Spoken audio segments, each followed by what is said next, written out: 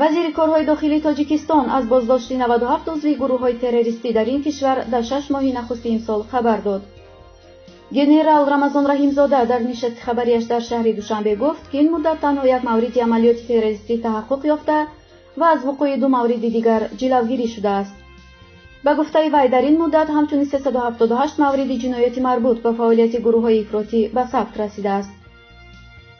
раҳимзода афзуд, бо талоши кормандони идороти амниятӣ ва интизомӣ дар нимаи нахусти имсол 169 шаҳрвандони тоҷикистон, ки дар таркиби гурӯҳҳои террористӣ дар ҷангҳои кишварҳои хориҷӣ ширкат карданд, довталабона ба ватан бозгаштанд. вазири корҳои дохилаи тоҷикистон бо ишора ба сабти 12549 мавриди ҷурму ҷиноят дар 6 моҳи гузашта гуфт, 48 маврид аз ин ҷурмҳо қатл будааст. раҳимзода ҳамчунин аз кашфи 1311 килограмм анвои маводи мухаддир хабар дод.